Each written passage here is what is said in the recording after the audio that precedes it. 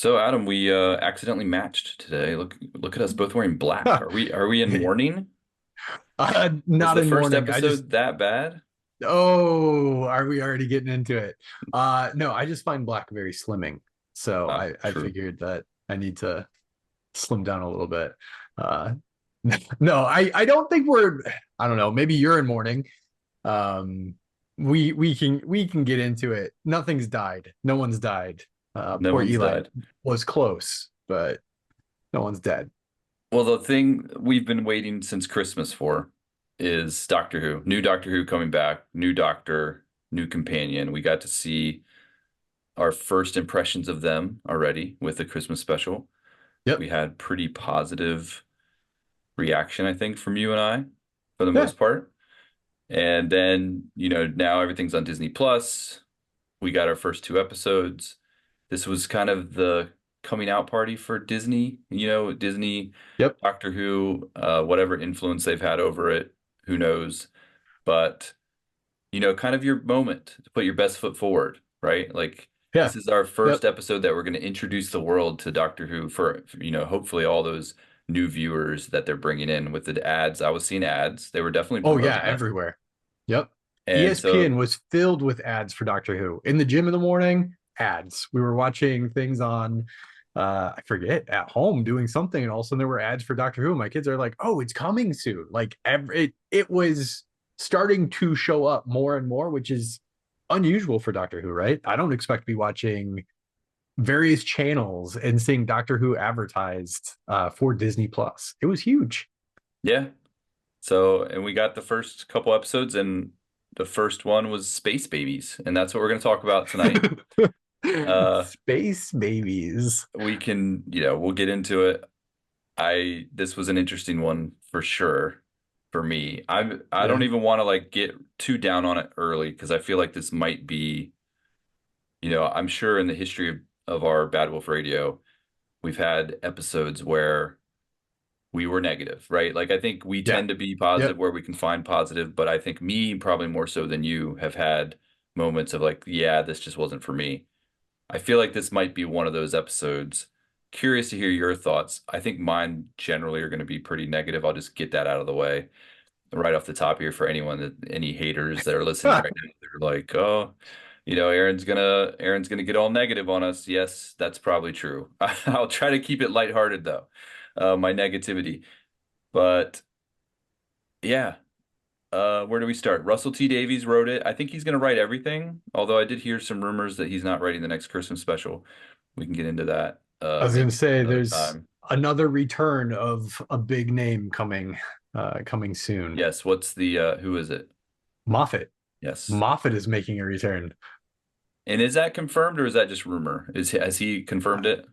I'm fairly certain it's been confirmed, but now that you're Okay. putting me to it, I'm No, I that's could be cool. wrong, but That's cool. I'm down for some more Moffat for sure. But yeah, it seems like Russell T Davies is going to be writing pretty much all of this stuff. For this at least the first season of this version of Doctor Who. We have, obviously 15th Doctor, companion is Ruby, and the main enemy. I'll just leave that. I'm not going to say what it is. I'm going to leave that for now because I feel like that was an interesting reveal. And we're gonna wait. We're gonna wait on that one. Director Julie Ann Robinson and producer Vicky Dillo. Story number 305 of Doctor 305. Who. So 305. two questions right off the bat. So we know that the title is Space Babies. Yes. If it was like Baby Farm, do you think that would give a different impression? Like, are we down on the title from the very beginning? I wasn't down on the title. This is the one I probably saw the least about in previews. So I know they had Okay, dropped some trailers on us, some that is preview true. stuff. I had seen, an image of babies in space. I'm like, okay, space babies. They come across a space station, there's babies on it. No big Yeah, deal. right. Uh, the way they went about it, what the babies were, kind of the whole story and how much they were involved was way more than I expected. So I don't think the title, they could have called it whatever they wanted. There was just some fundamental issues that I had overall. and kind of right off the get-go. So they kind of give us a rehash of how the last season ended, or last season, how the Right. Christmas special ended, right? Where Yeah. she comes into the TARDIS and she's like, "Who are you? I'm the doctor."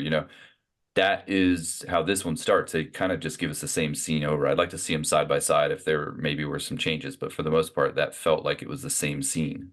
Yeah. Yeah. Yeah. Agreed. Okay. Then we kind of get right into all right, this is a new show. We're introducing a new audience. So we got to explain all this stuff. So he's going straight in. She's like, "Well, what's your name? I need to know your name." "Oh, I Yeah. don't really have a name, like, but there's these Time Lords. They adopted me. They have posh names and kind of like this. And the Doctor was what I was called for thousands of years, so that's kind of what I'm called."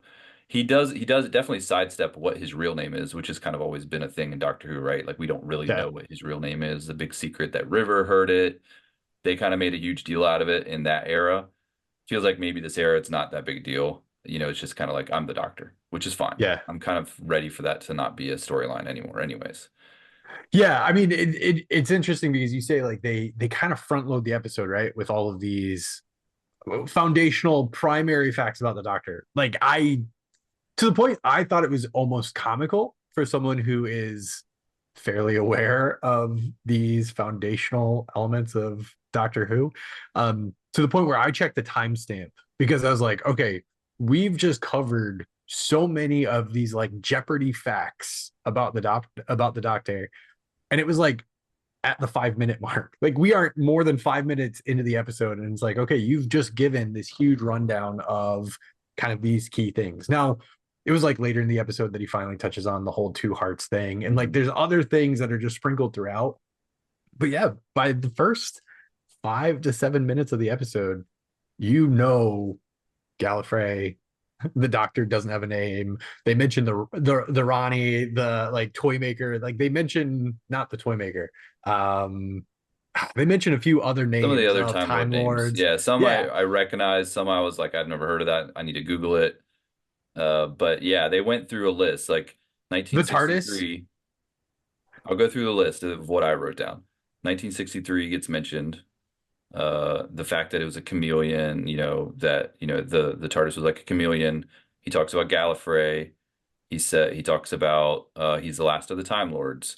He explains what TARDIS means when they first land where the dinosaurs are. So all Yeah, of that yeah, stuff was all covered, like you said, in the first few minutes of the episode, and it was like a speed round of right. Doctor Who trivia. Felt a Yeah, little something felt off to me about it. Like it didn't that's feel like there was a natural progression of that stuff being revealed maybe throughout the episode. It was like, let's just get this out of the way. yeah, People probably aren't going to even pick up or catch half the stuff they're saying anyways, but it was almost maybe for like the longer term fans, like, hey, we are mentioning this stuff, others, now this is stuff hopefully others will pick up and maybe they'll revisit some of the stuff as time goes on. But pretty much like other than the two hearts thing, they did kind of cover everything right off the bat. yeah, yep. I mean, it's not until they're in the spaceship, like at the start of the episode, he talks about how his planet is gone, his people have died. Later on, he talks about genocide and all these other things. So he does get more specific with some of these facts later on in the episode, but he really does just cover all the bases. He does say And genocide in the beginning. oh, does he really? Yeah, he says I she thought says, that was "Well, only where are your people?" or something. He's like, "Gone," and then he yells it okay. comedically, and then he says genocide. Like, and I'll just say this as an aside, all the exclamations and yelling and like them screaming when they're happy about stuff, like I'm over that already. Like That's it's just there is so much like loud exclamation. Like I'm like calm down. This is yeah. maybe me just getting old, but like it's just like watching a couple teenagers run around and get really super excited because they, came out with a new whatever, in Fortnite. I don't know. Like it just felt very like calm down, tone it down a little bit. I know the other doctors in the past, I'm not saying that they haven't, but Right. it was almost more like this kind of like goofball way of like the way that the different doctors would kind of exclaim something. This felt different. This felt like they did it over and over again.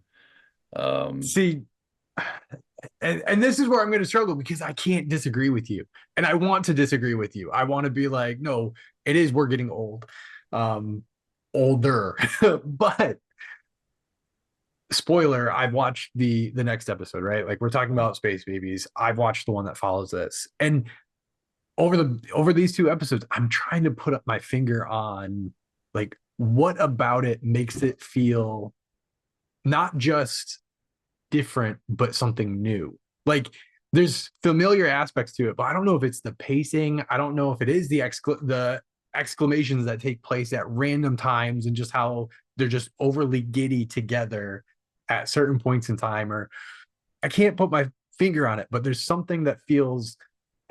As I was watching one of the episodes, I'm like, this kind of feels like Are You Afraid of the Dark? Like there's something about it that is reminiscent of an old Nickelodeon show or an old some of those like Channel 13 TV shows where they would show The Flash or they would show Smallville. Like there's something about it that feels, Oh, like the WB, like yeah, the UPN or WB. Thank you. Yeah, yeah, yeah. It feels like a yeah. WB show at times. Yeah, I mean it does kind of have that vibe. I will say I did watch the second episode as well. I wasn't sure I would have it watched in time for this Yeah, yeah. episode of our podcast. We're not going to cover that in this episode of our podcast. We're going to try to keep it with just the first episode. But yeah, I feel like the tone maybe was a little better in the second one, but Oh, still agree. there were still a lot of those type of moments where I'm still trying to get used to the personalities of the Yeah. characters. And right now, I don't feel like they acted like that in the Christmas special. So I don't No. know if it's kind of new direction or, hey, let's make it younger. Let's make it feel like there were definitely times when I was watching that first episode, I was like, I'm watching a children's show, Yeah. you know. Yeah. And I'm saying this in the most loving. I love Doctor Who. I'm gonna give it a shot. I'm gonna watch. I'm not leaving. I'm not Right. saying this is the worst thing ever. I'm never gonna watch Doctor Who again. I'm not that kind of fan. But I can also admit when something just misses the mark for me. And this, kind of just the whole tone of this first episode felt very childish. And, let's talk about, so they land on the planet and the whole butterfly effect, comes up. And then she actually steps on a butterfly. And then she suddenly transforms into an alien. And even that, I was just like, what's happening? Like, that's not at all how that would work. Right. And we've Yeah. never, that's just never just for a gag. Like, it felt like they did that just to have a gag, like something to laugh at, but it really made no sense. Not that everything in Doctor Who makes sense, but this is really kind of off the wall. She would instantly change to become an alien, and then as soon as he like, so I guess he can bring bugs back to life now too, which was another new power I wasn't aware of. Regeneration energy. Yeah. Yeah, that was the only thing I would give him credit. I wish they had done a little bit of a little, kind Right. of pixie dust kind of CGI that they do usually. Yeah. Yeah. I Yeah. would have Yeah. bought into that a little more, but it just looked like he kind of just revived it. And then suddenly she's back to being her. And I was just like, what is like, this is such a weird, like I could see my son, if he was like 7 years old, might have laughed at that. But for Yeah. everyone else that's watching this, it just felt like a silly gag. Yeah. It does. I would say that does feel maybe less of like service to existing fans and more of a, hey, we are still introducing the show. Um, and I think it's probably a valid question. Is this really how we want to introduce the show? But no, I agree. That was a very interesting thing. And then he goes back into the TARDIS and he's like, "Oh, I forgot to new controls. I forgot to put the butterfly effects, whatever, into place." Yeah. Um, yeah, So yeah, butterfly compensation switch. That's what he said. yeah. So we do get a space station episode. That's like trope Doctor Who, Yep. right? Like we always joke around about how there's like certain templates. This is Space station separation from the TARDIS. yes, we've already gotten that. They land on a space station. I will say that Ruby just she seems a little overacting when it comes to like how excited she is about everything that they're coming across, including, uh like it landed on a spaceship. How did it go through the walls? Like she's way more excited than than previous companions that we've had. Once again, I don't know if that's kind of you're aiming for like a younger audience there, but um, I'm not going to dwell on it. I'm gonna. I feel like I'm gonna keep saying the same things. The I I think she's also like a little too comfortable already with the doctor. I mean, yeah, they had the Christmas episode together, but by the end of that episode, she's totally fine with this. Well, like going back to the Christmas episode, she had no problems with the goblins. Like yeah, that didn't phase her one bit. I don't know if this is all going to tie into the mystery that is yeah, Ruby Sunday, that there's something off about her. There's something strange it about does her that seem these like they're things don't trying. flap her. But Yeah, it does seem like they're trying to establish like there's something bigger going on with her. They're very clearly yeah. laying the seeds for that, which I think is the best part so far, Oh is yeah. kind of that Yep. mystery and the payoff, hopefully, as things, kind of move along in the season. Just some of the choices they made in this episode just felt like, oh, this would have been better as a third or fourth, fifth episode of the season, and not like, hey, this is the introduction. Unless unless that is your introduction is, hey, look, this is a family show. It's a family fun. Yeah. I even noticed that the rating was like TV PG, I think, Okay. I didn't um, even check that. which I think is a lower rating than typically isn't Doctor Who typically like a TV 14? I I was could be gonna wrong say about that, TV 14. Yeah. but yeah, I saw that too. But um, so they get on the space station. I like they did make a Star Trek reference about Yes. she's like, this is like Star Trek, and he's like, oh, we should go visit them sometime. Yep. I thought that was Yep. nice. There was a comic where Doctor Who did cross over with Star Trek. So Oh, I don't know. really? Yeah, I don't know if that was like a direct shout out to that. And that wasn't something I looked up on Wiki. I actually knew that because, for my Well own done. knowledge. Well done. Uh, I actually read that comic. But yeah, so there is an official comic out there that the Doctor does meet the crew of Star Trek. So I thought that was a nice little shout out. I don't know if that was an intentional shout out to that comic or it was just kind of a coincidence that they mentioned Yeah. Star Trek, but I thought that was fun. But they come across the monster, which Yeah. we had Right off the seen bat. that monster in the trailers, I think, and it was like, oh, this is kind of like aliens, right? Right. This is like Yep. scary. It looks Yeah. scary. The doctor was like, I'm scared. He ran away from it. Why am I running from this? I don't really understand why I'm running from this. So that was kind of a cool setup where I was like, all right, this is, space station. You're trapped on a spaceship station with a scary monster. This could be, there's some hope here in this episode. Yeah. It's right. Like it starts out strong. I think it does. Like outside of some of the hokiness of the front loaded Doctor Who facts, by the time they land on the TARDIS, you have the typical. Well, I will say this: this TARDIS seems to fly very quickly. Mm. Like previous TARDISes, it was like the woo, woo, woo, and it would like take some time, and you'd have the flying. And this one, it's like you flip a switch and you're there. Which makes Um, more sense as to it how a TARDIS would does, work. Like I've right? always kind of wondered, like, why does the TARDIS ever fly anywhere? Right. If it can just go from one place in time and space to another, it shouldn't ever have to fly. Right. So I think maybe some of that's just like they've done that just for the action of it and kind of Yeah. looks cooler. But yeah, I kind of appreciated that when he'd flip the switch and they're like, oh, we're there. And that even into the second episode, It's it felt like jarring that. though because you've come to just expect like this whole like the TARDIS never takes you where you want to go. It doesn't actually take you to the time that you tell it to take you to. It takes you where it wants to take you. And so for it just to be a flip of a switch and you're there, They did I find it like a have little a jarring. anti-grav moment, Yeah, that one which was was interesting. new. I was Yeah, trying to remember if there was ever a time that there was that happened in the TARDIS. Usually it's more just kind of you get jostled around, right. but the fact that they kind of like went weightless for a second, I was like, oh, that's a new thing. Yeah, but to your point, they land on the space station and the monster. It gives me it gives me it serves Stranger Things. There's some Stranger Things vibes about this Yes. monster with like Yep. the split open mouth and all of that. Um, and I guess like the doctor saying like, "Why did I run? I like new things." I was like, "You do run. Like running is your thing. The whole like let's run. That's what you do." I found that a little bit interesting that that's not a part of I guess his personality as the doctor that he Although is. now so far he hasn't not run. I know Uh, that's I wasn't gonna get into the second I was gonna episode, say Aaron, but not teasing the second episode a little bit, but yeah, both things he's faced, he's run from. So yeah. maybe it's this bravado, like, oh, I don't usually run, but it's like, well, you kind of Well, do. and there's also like again 2 episodes in a row. He has random tear streaks down his Mhm. face in so many different scenes, and it's not he might not actively be crying, or it might just seem it might not even apply to the scene itself, but he will have a tear streak down his cheek. Maybe there is like this false bravado about who he is, but he's really struggling.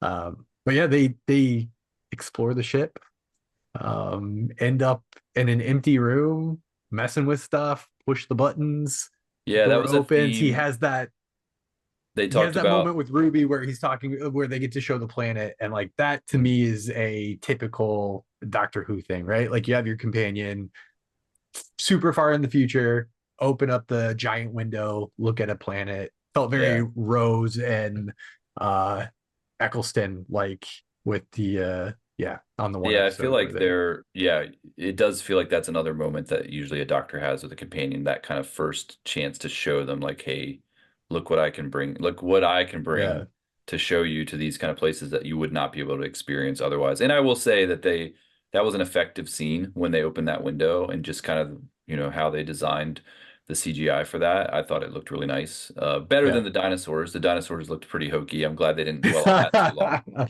But the space scene was kind of cool, the way that everything Yeah. looked. And Um, that's when they established the TARDIS being able to read and understand other languages. And mhm. that's when she passes the phone and gets the super signal to Yes. call back through time and space. Two Yeah. very fundamental new Who things. Yes, definitely. And then we're in a room with like um pods that are growing babies. Yes. That Yes. was, I will say once again, the props department might have dropped the ball a little bit. Like those babies were terrifying in those little jars. I don't know what they were going for there, but it was pretty scary looking.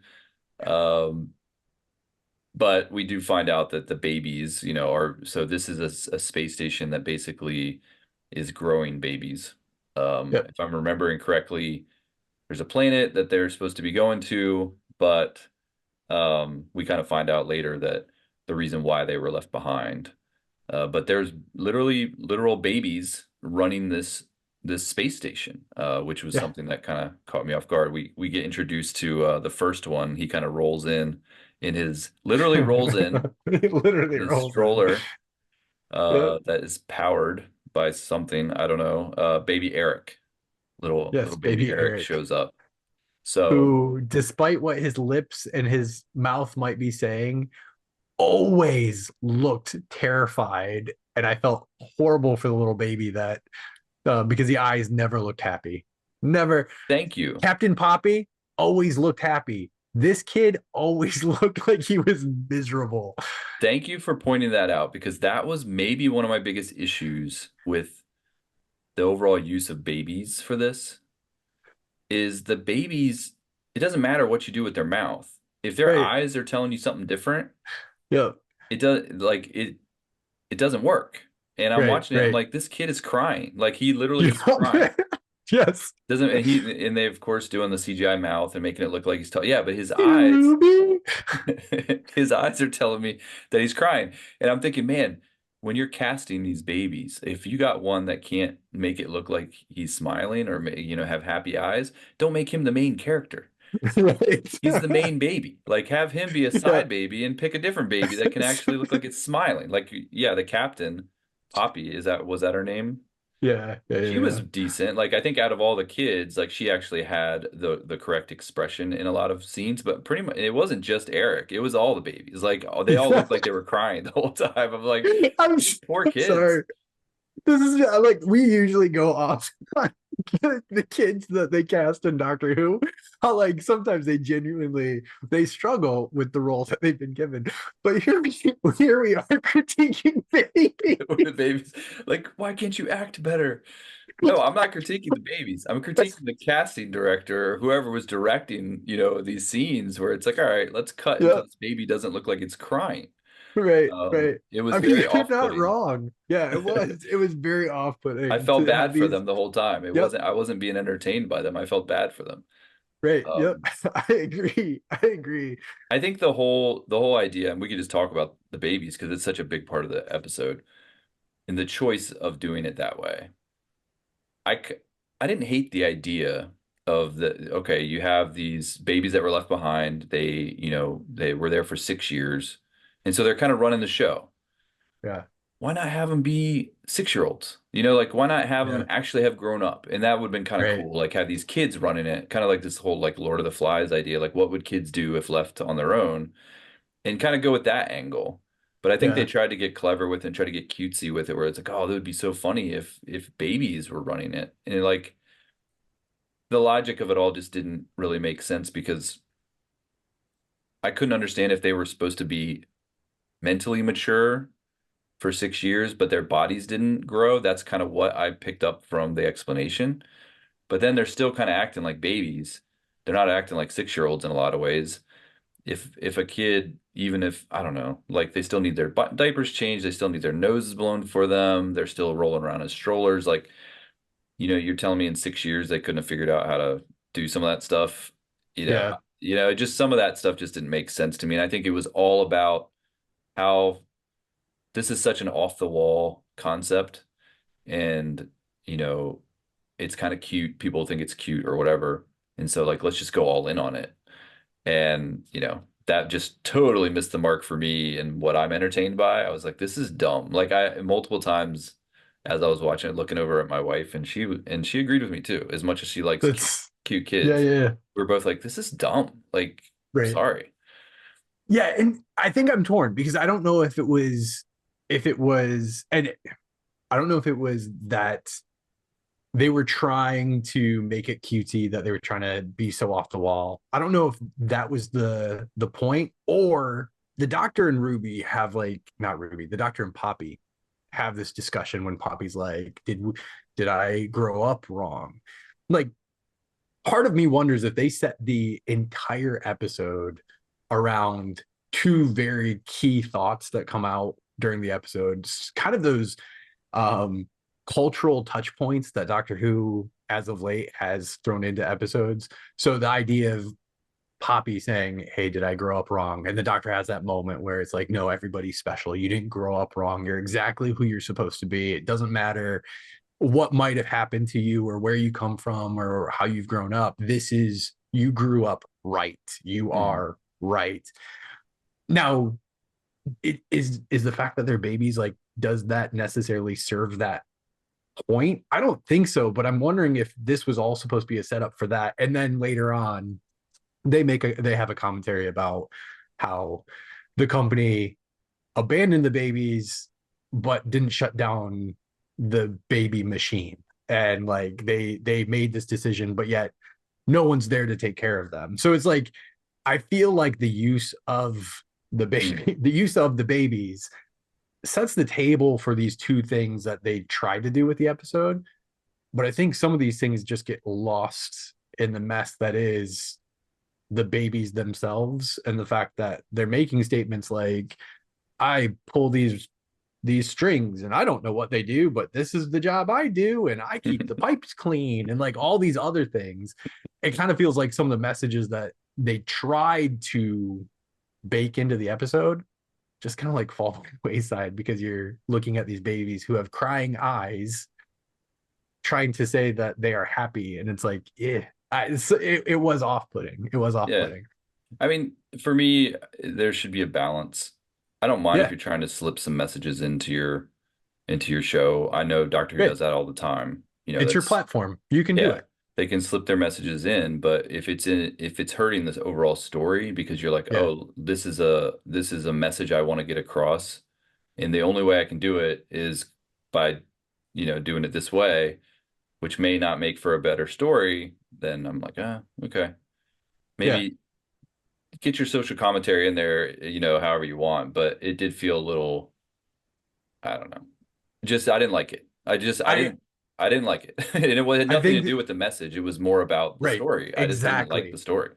Yeah. Exactly. I think the story, the use of the babies. I like your idea of having 6-year-olds in there. I think that you could have told a similar story, use it with similar messages, but using 6-year-olds. There were some odd moments. Also, can we just take a second and call out the fact that the doctor was getting way too much enjoyment out of freaking these babies out at Yes, I certain had that in points in my time? notes. I was trying to figure out, like, because as the story progresses, right? Like, we have this monster in the basement, and the kids know that this monster exists. Which later on, it's no longer a monster. We can talk about that later. The doctor doesn't want to call it a monster, but the doctor shows it to him, and the babies freak out, and the doctor laughs and they stop showing it, and then he shows it again, and he's just having way too much fun terrifying babies. And I can't quite put my finger on what that says about the doctor's character. The doctor has um been definitely cruel in the past to humans, but this did yeah, feel a little different because of it right, being babies. And he just seemed to have this like really this enjoyment that even bothered Ruby, yeah, as he was yeah. doing it. She'd try to be like, oh, no, no, no, the boogeyman's not real, that And kind I of was stuff. waiting for the doctor to give like some explanation as to why he was doing it, or to have like all of a sudden get super serious and like explain why he thinks it's valid to freak the babies out. And he didn't. He just like went on with it. He just kept going and left Ruby to coddle little Eric and tell Eric that he's loved, and Yeah. pass out hugs. He had a nice moment with Poppy where he was Yeah, like, when was the last time you were hugged? And she said never. And he was like, yeah, oh, and he picked her. I mean, we can all relate, like as parents or any human, yep, hopefully, would, obviously not want to see children sad. And so yeah, there were definitely a couple nice moments that worked because they were babies, right, but it didn't work for an overall story for me. yeah, They did have a nanny that was a computer that, well, at least that's what we thought at first. The yep, doctor starts talking to the nanny over a headset and basically is told, hey, I have to go to portal 357. They head down there. So this is where there's a moment here where he stops and talks to Ruby, and he talks to her about like the connection, right? So this is yeah, where this is the saving grace of this episode, in my yep, opinion. absolutely, 100%. This episode's probably not rewatchable for me, but they did drop these little moments in where it was like, okay, he says, "Oh, babies again," like because the last episode was about a baby with her, and he's like, "Oh, there's these Yeah, connections." He's like, "There shouldn't be connections, but there are connections with you." And then they're in the hallway, and he kind of stops her, and he's like, "What's going on with you? Like, do you know who your parents?" He starts to almost like interrogate her a little bit yeah, about like what she knows about her parents, and then it starts to snow. Oh no, he gets pulled into like almost like a memory, memory, yep, and he sees, that, and then you get the scene with the tears streaking down his face. He sees the mom, she's pointing at him. It's dramatic. I'm like, oh, okay, cool. Like, yeah, thank you for dropping this in for me. Um, so I thought that was really cool. And then he snaps out of it. He's back in there in the corridor, and it's like snowing in the yeah, corridor, which for yeah, me, it's kind of like, as someone who tends to criticize things that are unexplainable, in this instant, I'm fine with it because he kind of says, "Hey, I think this is like a warning." Later on, he mentions it that it's a yeah, warning, and there's some issues with like who knows, different dimensions converging. Like there hopefully is some explanation later on about why the snow showed up. I love the mystery of it, so yep, I kind of gave it a pass as far as like the lack of scientific explanation. So yeah, this was a really good moment, I thought. yeah. And wholeheartedly agreeing. You said that this is or grace of the episode, right? Like, this is what kind of pulls the episode out of the absolute dumpster fire that it could have been. This moment, but also any moment, because the doctor has these incredible highs, right? Like, we've already talked about these exclamations and then being giddy together and bouncing around and super excited. But those moments that Gatwa's doctor just like stops and mellows out, and like he calms down, he quiets down, he gets serious. Those moments just like sing for me. Like, those are those moments where it's like, oh dang, like there's depth to this character. Like there's something else going on behind the scenes. The way that he interrogates Ruby, the way that he has these moments of pause in the episode where he's like, this is serious. This is a big deal. Like this has never happened before. I've been around for thousands of years. I've been from the end of time to the beginning of time, and this has never happened before. It's a warning.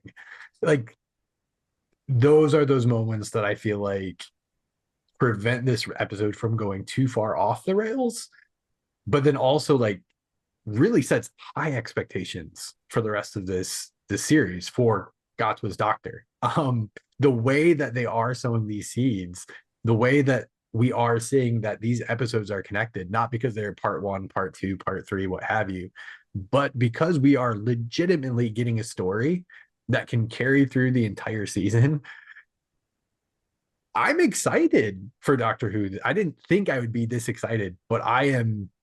This moment, if we get one of these moments per episode, I think I can roll through it. I don't care how many babies you throw on the screen with crying eyes and happy mouths. Like I feel like this is the type of moment where you can see it going somewhere.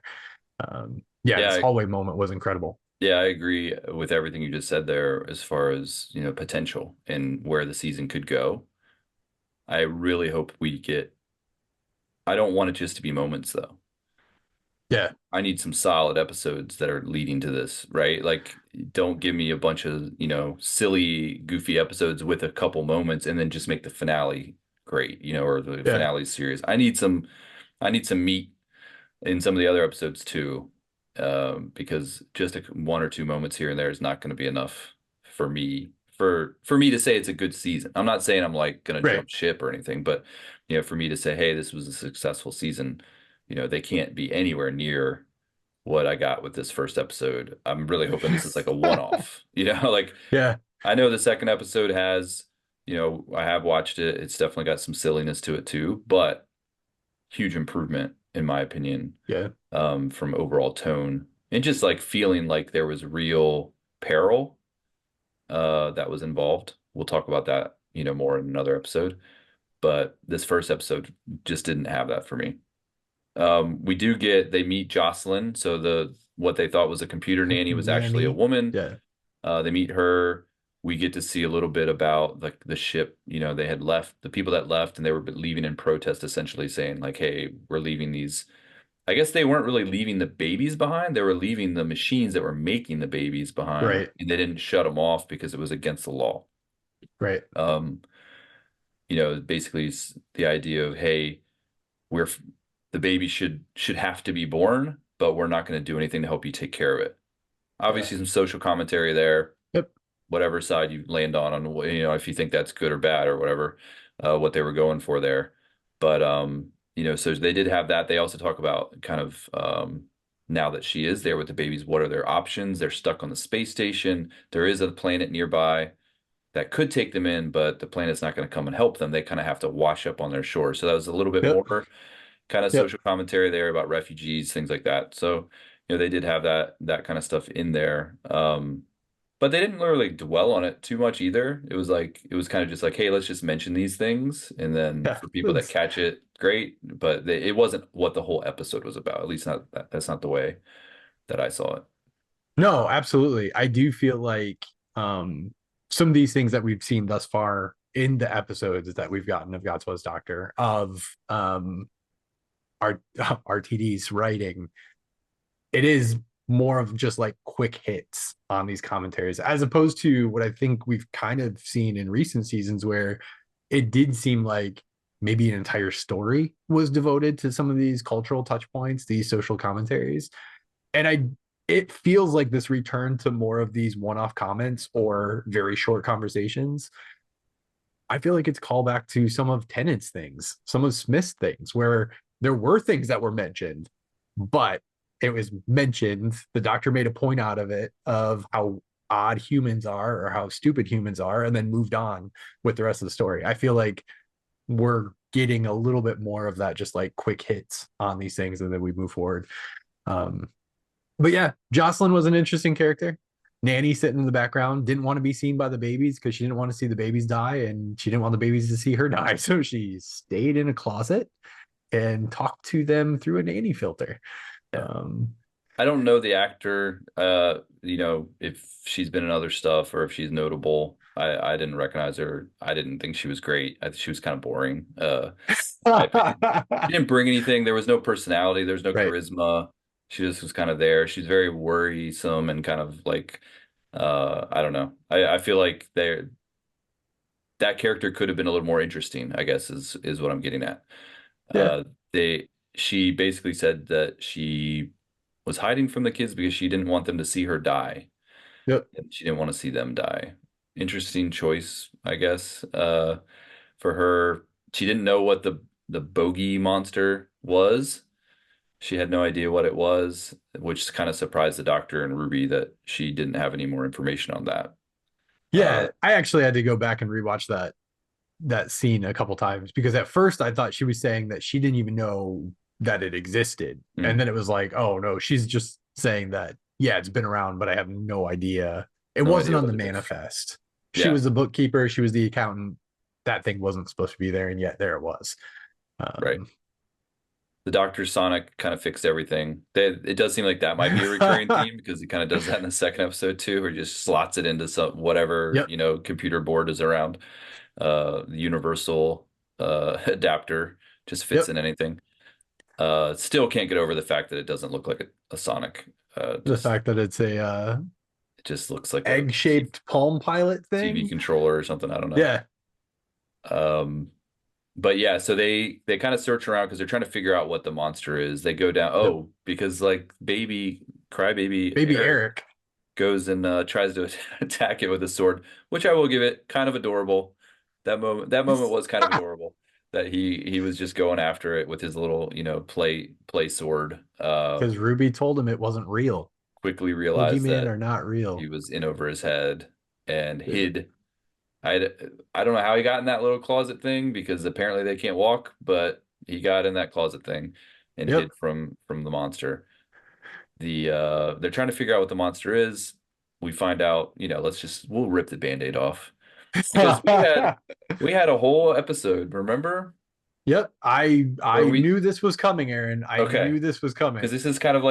this is like a notorious, just probably between you and I, but I kind of had a pretty big reaction to the eye booger, or like Yep. what I was saying was called an eye booger, a muta, or like the dust in the corner of your eyes, whatever they referred Yep. to it in Doctor Who, was what made up those monsters in that one episode. Yep. And I hated it. That's one of the most panned episodes of Doctor Who I've ever done. Just one of my we always joke around about how much I hate it, like it comes up. Yep. And then what the heck? They went from eye boogers to real boogers and Yep. created a monster out of that, which is Through even the Kleenex. even worse. Yep. And honestly, I don't know.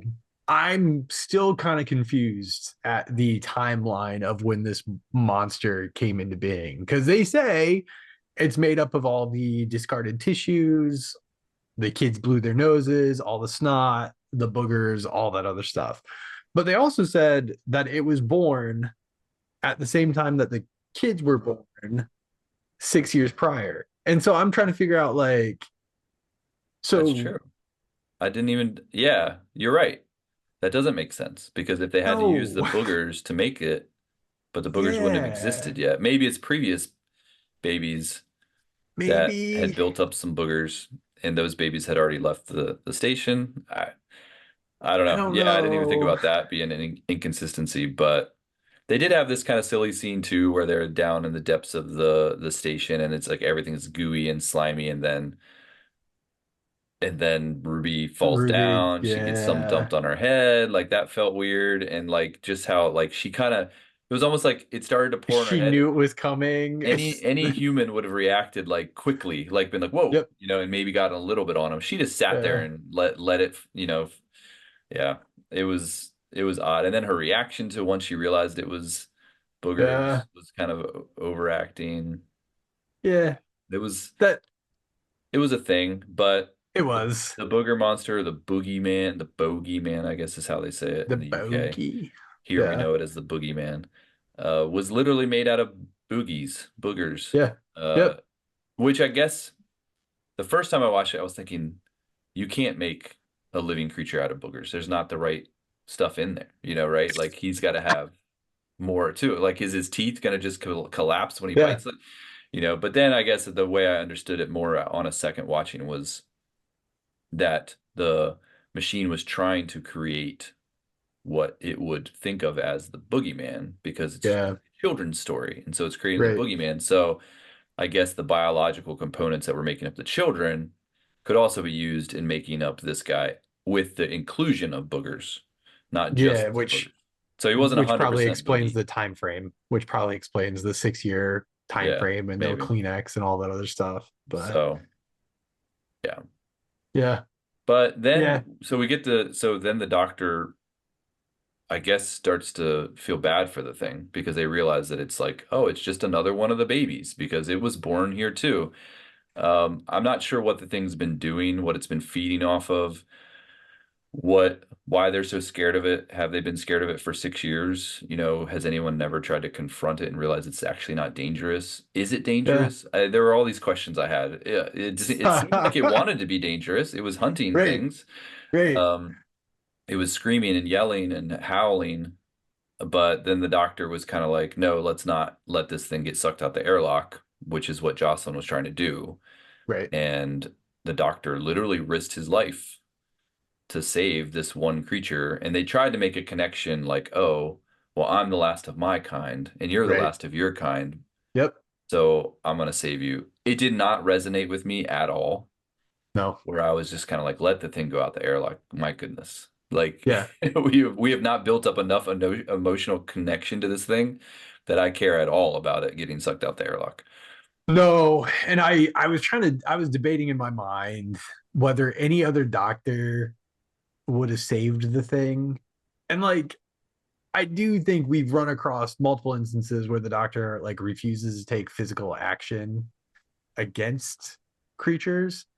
But I also feel like most doctors probably would have just let the thing get sucked out of the airlock. And I guess it didn't been do done with it. anything. Like, if it had eaten one of the babies, Well, right? that's That's why I was a little, there wasn't, I feel like they could have done more with it, where they make it seem like it's a scary thing, but all it's just looking for someone to, pet it, and have a scene where like the doctor thinks it's about to eat a baby and then it just snuggles up against the doctor and you're like, "Oh, it yeah, actually has a heart and it's not been bad all along." And then right. Jocelyn comes in thinking it's still bad, tries to kill it, the doctor saves it.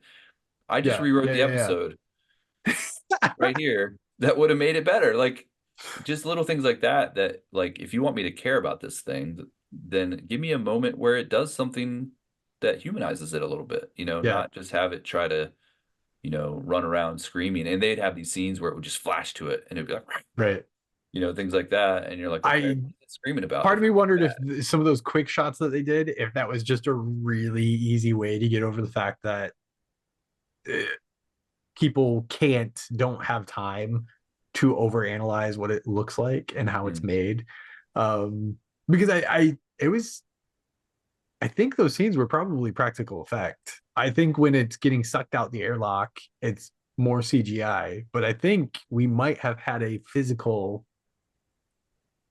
creature for some of those. There's probably a behind the Uh, scenes video on YouTube we haven't watched yet, but and I'm trying to figure out because it, isn't there one point in time where the doctor is like meeting the babies and there's an empty stroller? yeah, but that was the stroller that was Eric's and they put him back in it. Oh yeah, we Oh. totally glossed over the fact that the baby showed up with a flamethrower. Like like if And you they actually reference that. They're like a baby with the flamethrower, and then nothing ever gets said this about it. episode kind of felt like they just had a writer's room that people were trying to top each other with ridiculousness. Like, what if the monster's made out of boogers? No, wait. What if we have a baby show up with a flamethrower? Like, Three wait, what babies. if we propel the space station with a giant fart? Like, Oh. it just felt like they were trying to top each other with ridiculousness, and which maybe would have been appreciated by a different audience. But I know I'm not the only one. I can't be. the only one that's watching this episode thinking, man, they went a little too far with some of the silliness. Yeah. Again, if it wasn't for some of these moments of the seriousness of the Doctor, the laying the groundwork for some of the mysteries that are to come, I would be fully on board with like this episode should probably just get thrown away. Um, but those are those moments, right? Like I don't feel like in some of the other throwaway episodes that we have. So going back to Sleep No More, right? Eye dust, all that Mhm. stuff. That had no impact whatsoever on any other aspects of the season. That Maybe, was truly, maybe. I'm When was the pretty, last time you watched it? it's been a while, Because I was gonna but say, I feel like I've rewatched some of those episodes that I feel that way about, and then I'll be like, oh, they did have that one little conversation that connected to whatever. You know, it does seem like they yeah. do kind of sprinkle this stuff in, even in the worst episodes. I would now like to rewatch that episode just so I can see if I can See, find it. But yeah, we after just don't you remember. text me, after you text me and you expressed your opinion about this episode, I Mhm. did want to go back and watch Kill the Moon because that is a That's another one. typical episode that we're like, hey, totally missed, throwaway, and I want to watch Sleep No More because I want to know, like, in the moment we said those were terrible. Are they? Is this really like worse than those two that we have traditionally said were just horrible episode Who was throwaways? the doctor in those?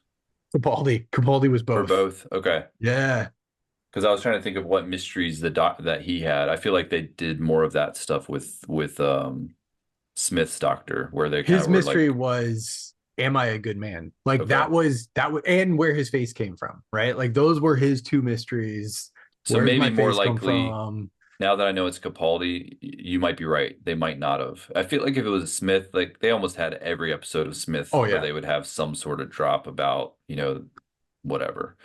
yeah, But because of Clara, and I think there is some similarities. Actually, now that the more we talk about it, I think there are going to be a lot of similarities between this doctor and Smith's doctor and Clara. yeah, yep, There's some similarities in kind of how they act with each other. yep, The goofiness that I used to bug me about Smith, I yep. feel like we're gonna get with Ncuti, and Clara's mystery, how yeah, the she showed Claire's up everywhere mystery. in the timeline, like how that happened, where'd that go, and now we Yep. have Ruby. Um, Yeah, so I that think that you're there's a it lot of does feel like parallels. there's a lot of parallels there, which could turn out good. I mean, I think for the most part, I enjoyed, Smith as a doctor for sure. Like I love like his Yeah, serious moments were his best moments. When he yeah, got a little clowny was when I got a little annoyed, and that's why I feel like I'm gonna have the same. I'm just bracing myself for that with Shuti Gatwa because I'm like, okay, they're already establishing he's going to be a little bit more fun, kind of that type of doctor that is going to have these kind of more off the wall moments that I'm just going to have to be okay with because I'm sure he's yeah. going to have great moments too. I see. It's interesting that it's interesting because RTD was not responsible for Smith, right? Like he that was Moffat. Mhm. Um, but it does feel like there are a lot of similarities, a lot of parallels, and between Smith and Clara and Gatwa and Ruby, and like, are we retreading a similar tire here? Like, are we heading down the same path? Hopefully, Ruby has a better payoff than Clara's souffle girl throughout the timeline type of mystery. But Yeah, we'll see. We'll see where this one ends which up. I still don't know if I fully understand how all that It, went down. I'd have to rewatch some episodes. yeah, But yeah, so at yeah. the end of this one, we did get, like I kind of mentioned it, the doctor figured out that it was the baby's diapers that were in the wrong hold or whatever was causing all this Yep. pressure. They utilized that to do this burst of air, which It's, clearly is supposed to look like passing gas, yep. to have them, you know, I guess it was just happened to be facing the correct direction for them to be headed to that planet. So they're gonna be okay, and they have their now boogeyman that lives downstairs that they're all okay with, and they all kind Yep. of He just howl. howls in the hold. He's Yep. happy, and they're happy, and everybody's gonna be happy. Um, but we do get a little bit of a moment with the doctor basically saying, "Hey, here's the key to the TARDIS. Here's the deal. Like, traveling with me is awesome. You should do it." I will mention too, the doctor did say earlier in the episode a couple times, and he brought it up here where he talks about what's so great about being the doctor is like he doesn't have a boss, he doesn't have a job, he's free. I felt it was a very Freedom. youthful way of looking at the doctor. She did Yeah. ask him like, "Oh, do you help people?" Not really, like so it's kind of more like they're kind of playing into more maybe him just being younger and kind of just being like, "Hey, I'm just out having fun." Well, If I happen to run across somebody that needs help, that's great. Whereas previous doctors almost felt like they were more about protecting Earth, making a yeah. point of protecting Earth. Hey, I'm the protector of this planet. If you mess with me, if you mess with this planet, you're messing with me. This doctor doesn't have that same vibe. It's almost more he's like a free spirit and hey, it'd be cool to hang out. Yeah. It's interesting, right? Because during the Christmas episode, we spent a lot of time talking about like and they made a point of it in the episode where Tennant's doctor was processing trauma and now they're going through it differently, right? Like Gatwa gets to go off without having a lot of this baggage.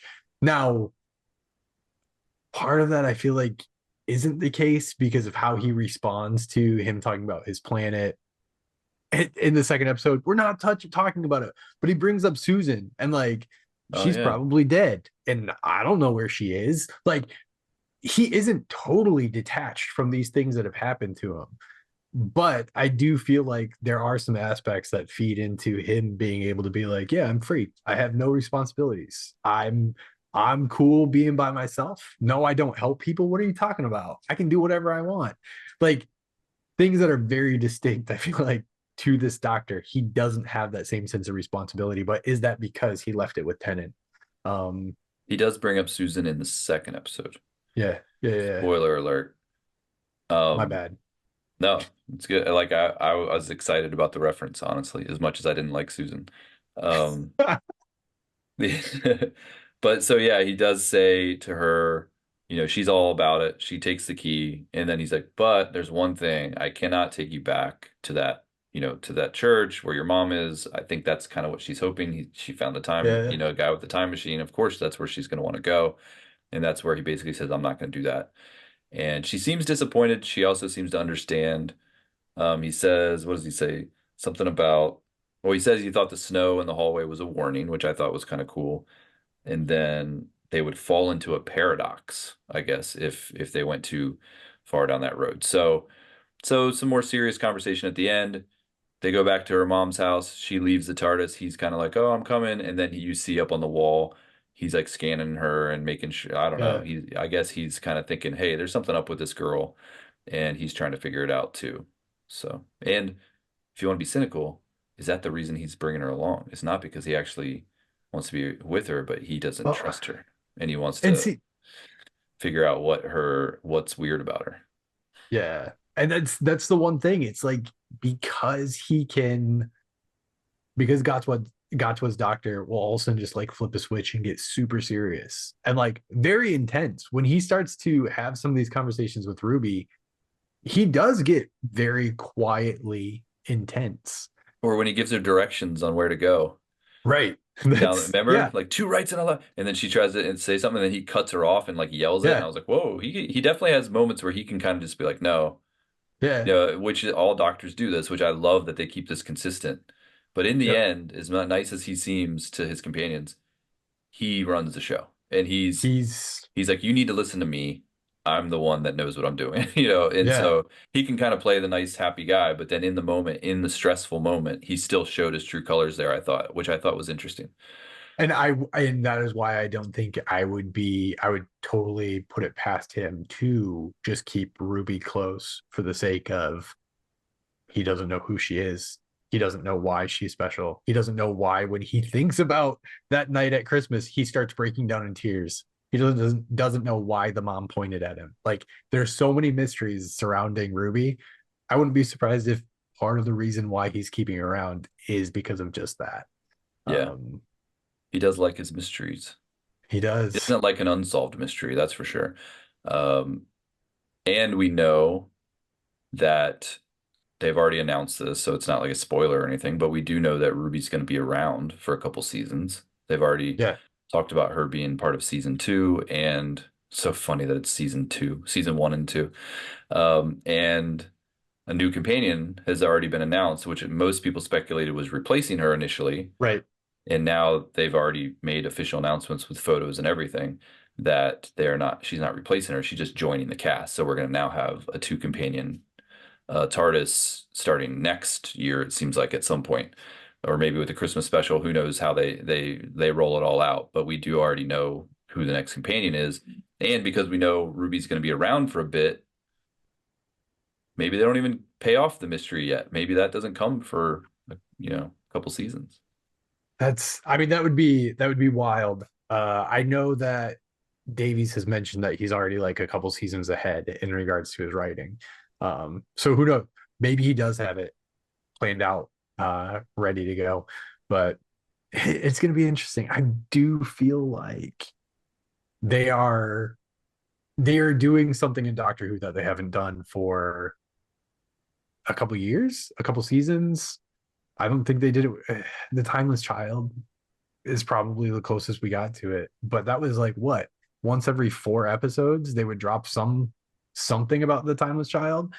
But I feel like they are doing a great job of sticking these hooks in you that you don't want to miss an episode. You have to watch because you want to know what's going to be happening.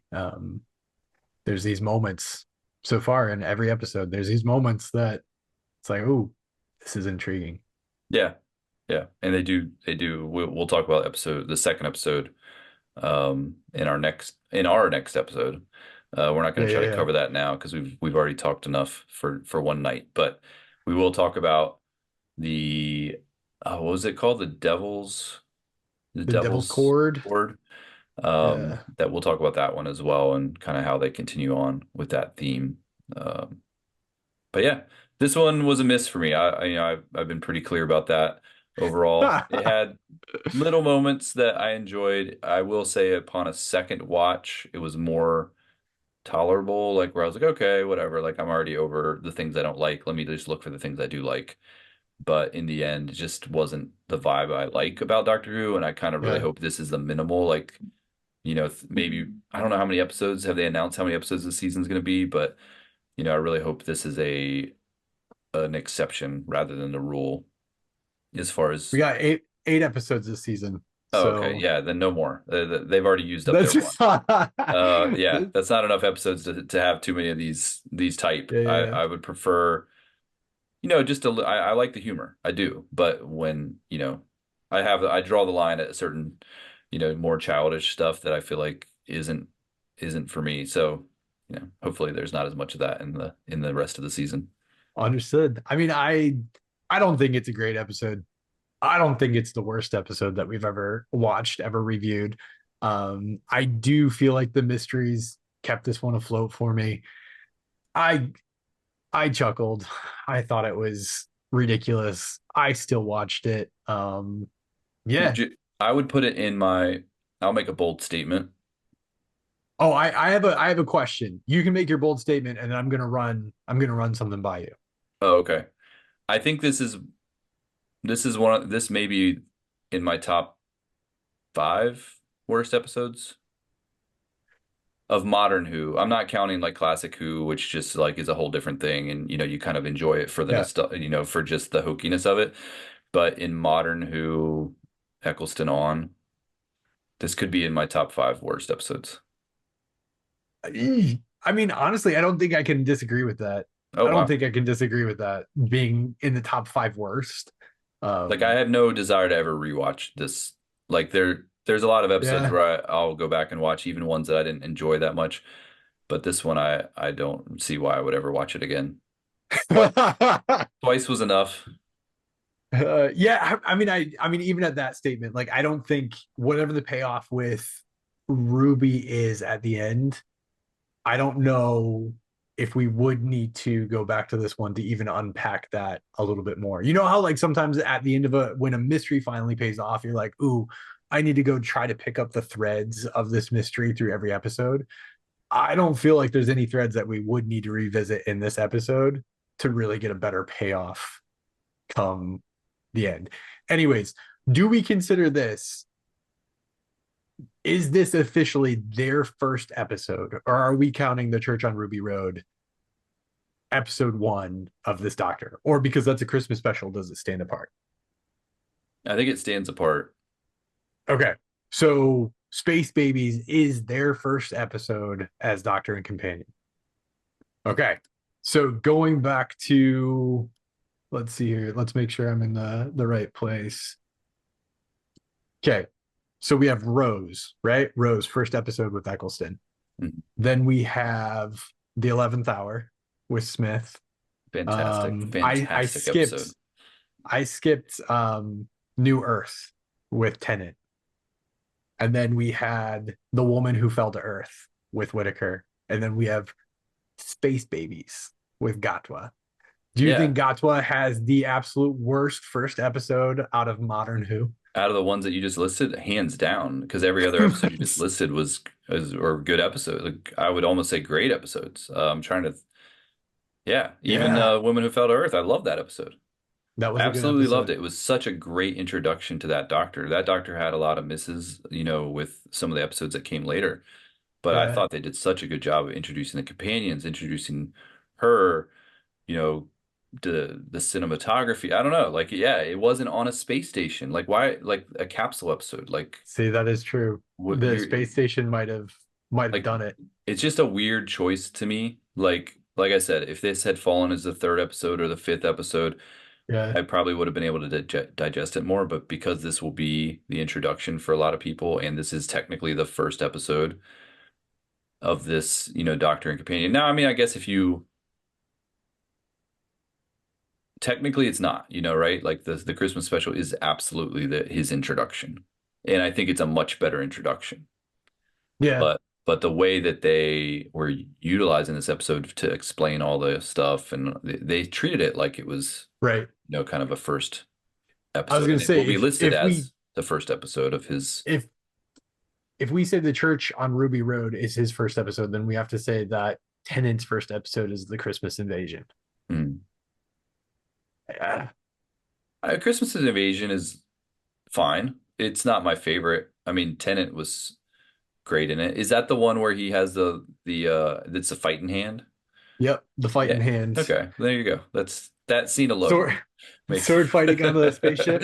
I mean, the rest of the episode he spends asleep, right? Like, or no, is that Smith's episode where he spends like the entire episode No, that's asleep on Tennant. Christmas? He's Okay. like out for a lot of it, but Yeah. no, I Yeah. like I that one. mean, That's one I rewatch. I actually go back and rewatch uh, that one. So I think that's the thing. Like if you stack this one up against first episodes, if we say it is his first episode, because it does cover all the basics, you left out all the Capaldi foundational stuff. Capaldi was oh shoot, did I leave out because I like Capaldi? his first episode too. His is the one about the Deep breath. His is deep yes, breath. that's a good Yeah, episode. that Yeah, is a good episode. yeah. All the Doctor introductions have been solid, I would say. And Ncuti wasn't. I mean, technically, his introduction was when he split apart from Tenet. Like, I mean, Yeah. we really want to get technical, so So which this I isn't a third episode. This is the yeah, third episode, it's Aaron. It his makes sense third. that we'd Yeah, have this one. yeah, true. In the shooting We've been saying schedule, this. this We've was been his saying third. all along. If this was the third episode, you know what? It's fine. There you But go. I there changed my you mind. Fantastic episode. Fantastic. go. Okay. Okay. We can leave it at that. All right. Honestly, I'm looking forward to the rest. Same. I'm looking We'll see for. I what think they've happens. they've given us enough little teases as to what they're going for with some of the mystery and stuff that I think it'll be cool to follow. Yep. I haven't written it off by any means. So yeah, we will definitely be back to review the other episodes, and we will be back to review just the second episode. I know it's already been out, but we want to do that as a separate review. So we'll try to knock that out sooner rather than later and try to keep up. I know this is a little bit different now that it's like coming out on demand on Disney Plus and not everybody's Yep. watching at the same time, et cetera, et cetera. Um, we'll try to do our best to review them, pretty close to after their release, but it might be a little different than usual. And yeah, until next time, Press the button. that was another theme, which I That was the think theme. I do kind of wonder. There are other things too in this episode where they said numbers and they were like, this number, and they seem to say numbers a lot. Yeah. And I was like, there's going to be some reveal later on where like they've been revealing these numbers and it's all been like a code or something. And then push the button thing is going to be like the button that he has to push at some point later on, kind of like the Four Knocks Yep. stuff. So I wonder how clever they're getting with it. But when he kept saying the push the button, push the button, push the button, he said it like four times in the episode. I was like, I wonder if that'll come back. Well, honestly, like I can't put anything because okay, so we get into the Devil's Cord, right? And it's like the giggle. The giggle has made a return. It's like you have these things that are just getting pulled in from other episodes now. And I can't discount anything that's being said. The fact that they're doing deep cuts like, oh, I can't go over there because that's where I live right now. 1963 London, that's where Love it. Susan lives. Love Like it. Yeah. they're doing all of these things that they are pulling in from other episodes, other doctors, other storylines. And I think that's kind of what we were promised with Chibnall. And all we got was like a return of goofy monsters that no one really wanted to see show up again. But I feel like RTD is legitimately going back and pulling things that do matter forward. Oh, we're gonna go another 30 minutes now. So I don't think we're giving Chibnall enough credit. Because I think the same things we're saying right now about like the threads and all this stuff, we said the same thing in the first, few episodes of that. Remember what was it? There was like the creepy like floaty thing that was like Yeah, talking about stuff, and we're like, oh wow, they're dropping, they called her the timeless child, and we're like, what does right. that mean? And then that all paid off later. We got the master, we got a new master, and then the master came back, and I mean, love it or hate it as far as like the timeless child, you know, twist. They definitely were planting the seeds for that. It was a pretty big mystery. It was, but the difference that I'm seeing is that like we've had 3 episodes of Gatwa, right? And like each of the 3 episodes you're getting a strengthening of this mystery, right? Like everything is coming back to the exact same thing. Chibnall, yeah, timeless child, but we would get something laid, a stone put in our path, or I don't know, we'll get the foundation is laid, like a brick is laid in the foundation. And then you go 3, 4 more episodes before, like, oh, here's another piece for you to cling to. And then it just wasn't consistent, right? Like you'd have these episodes that had nothing to do with the timeless child, that had nothing to do with what seemed like to be this huge foundational mystery of who the doctor was. And they were just throwaway episodes. I feel like we are now getting consistently It's referred back to what this mystery yeah, is.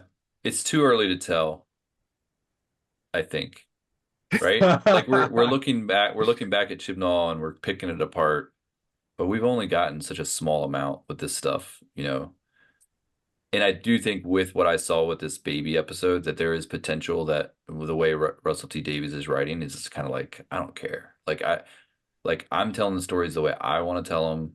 I don't necessarily care if the fans like it. I don't care if, whoever, Yeah. BBC, Disney, whoever. I'm just gonna be as goofy as I want, put in whatever I want, and they're gonna like it. That's kind of the vibe I get from him right now, even in some of the interviews I've been listening to and stuff. Yeah. So it makes me nervous as a fan because when you do have a writer kind of with that attitude, it's like, okay, well, we got space babies now, and now, there's some So pretty off the wall stuff in the next episode, as much as spoiler alert for people that are still listening to this, because I'm gonna leave it in. But I did like some of the stuff in the next episode, but then they had some dumb stuff too, like some really dumb stuff, like floating music notes, like just stuff like that, and now we have the idea of the god, these kind of more godlike figures that the are brought in, so it pantheon. kind Yeah, of yeah, adds a yeah. whole nother layer that it's almost like the handcuffs are off. They can do whatever now. There's no rules anymore, which makes, as someone like me who likes a little bit of rules in their Yeah. storytelling, it makes me a little nervous. So So you got Tennant's episodes, right? Like RTD is responsible for Eccleston and Tennant, right? Like The only thing I could think of is we did have some like goofy off the wall things Yeah, in Eccleston and Tennant. Like absolutely. maybe on par with babies. Like Yeah, you had the first couple episodes with those, I can't even remember what their names are, but they farted all the time because their yep. skin had to fit right. The Like, the zippers yeah, thing, yeah, yeah. yeah. And then you had the now we're revealing ourselves as not good Doctor Who fans because we don't know the names of It's these been a monsters. while. We're But rusty. the ones with the little creatures that basically came off of people's fat. Yeah, yeah, yeah. The Um, yeah, I know. This is adipose. The yes, thank you. adipose. I Yeah, yeah, one yeah. of us had to get that. But yeah, like those episodes, you're right. And those are ones that I don't rewatch.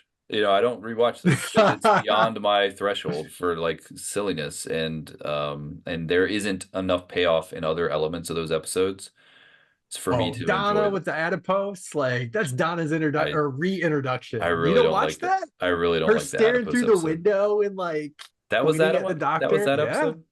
Yep. Yeah, but there was some fantastic deep episodes. There were dark Yeah. episodes. They had it all. And yeah, we just named what, three episodes that kind of had that stuff. I'm Yeah. sure there's more, but the baby episode's fine if that's a sprinkle, if it's just a Right. little bit that you sprinkle in, but if it becomes the norm, which we don't know yet because there haven't been enough episodes to see, then that's where I start to be like, this is So starting to. we need to record at some point for the Devil's Cord. I fully went into that episode expecting to hate it, to feel like this isn't my show anymore. I I was somewhat blown away with how well it was delivered up until the last 5 minutes of the episode. At that point, I was just like, what the flip am I watching? But up until that point, the last 5 minutes of the episode, up until that point, I was like, dang, this is delivering a heck of a lot better than what I expected it to be or expected to. And the main character, as much as I did not think I was going to be on board with it, they played it so stinking well. The villain. Um, Yeah, yeah, I mean, no spoiler. like Like, I, we'll save this conversation for our next episode, but yeah, I agree. It was a very effective villain. yeah, You felt like there was gravitas there, there was yeah, danger, there was yeah, a little bit of unhingedness that kind of like a master type of. right, I agree. When I saw ads and for they're bringing in this character and it felt a little silly, and I'm like, I don't know if yeah, I'm really gonna like this. Especially right off the baby episodes, I'm like, oh great, I'm going from a yep. baby episode to some kind of crazy, whatever this is Song supposed and to be. dance episode, Yeah. like yeah. And I'm like, oh man, they're gonna go 0 for 2 on me here, and I'm gonna start to. But yeah, I was pleasantly surprised as well, and we will get into more So detail on all that. all that to say, babies, and then I feel like this is that meat, right? Like I feel like this is the meat of the season. Like it's heavy, there's danger, it carried a heck of a lot more weight. You got the farting monsters in the latex suits, and then you follow it with like Bad Wolf. Like Mhm. you have, I feel like it's similar to what we've seen in the past. Yeah, no, But I'm optimistic like you. I agree. So, okay, I'll stop. We'll all be right, done. we're done.